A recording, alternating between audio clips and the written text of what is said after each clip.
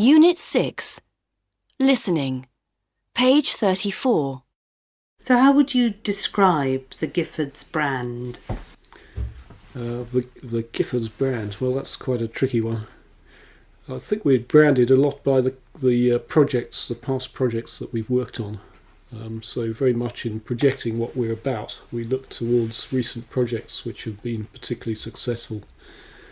And one of those has been the Gateshead Millennium Bridge, for which Gifford had to enter a design competition, which was supervised by the Gateshead Metropolitan Council, and there were about 200 entrants, and Gifford teamed up with a leading architectural practice, Wilkinson Eyre and Associates, and jointly we came out with a completely new concept for a bridge.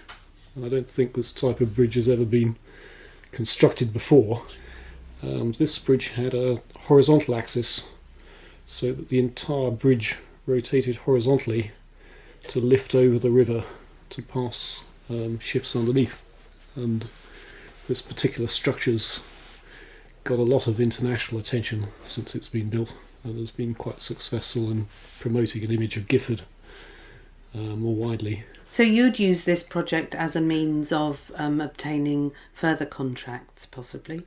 Yes, so I think it has demonstrated our creativity and potential for innovation and problem solving in a way which others couldn't do. That's very good.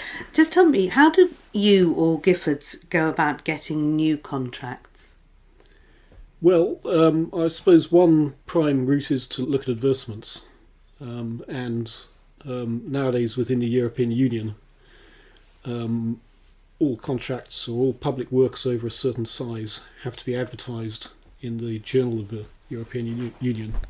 So we keep an eye on that and identify contracts which look interesting to us.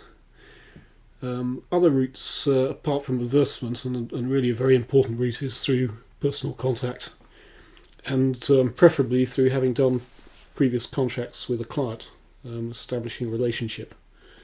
And particularly if they're a private client or a private company, if they like the work that you've done previously, then they may feel there's no need to advertise. They'll come back to you for future work. And establishing those business relationships and friendly partnering relationships with clients is really vital. And how would you go about deciding a price for your bid when you're in competition with others? Well, with great difficulty. There's a number of ways you look at it. One is to assess what the value of the constructed works would be, and assess in percentage terms what a reasonable fee for a designer would be in relation to the ultimate value of the works as constructed. So that would be on a percentage basis or a top-down basis.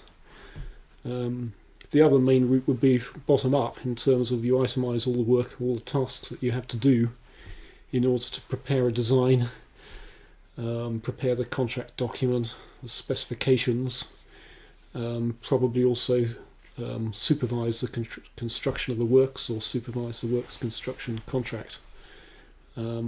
So you'd work out all the time on a spreadsheet from the bottom up and see what it comes to.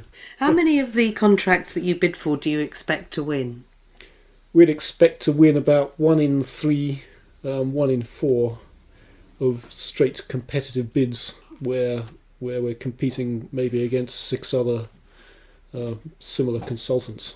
We would hope to achieve that rate. Putting together a proposal or bid must be expensive and time consuming.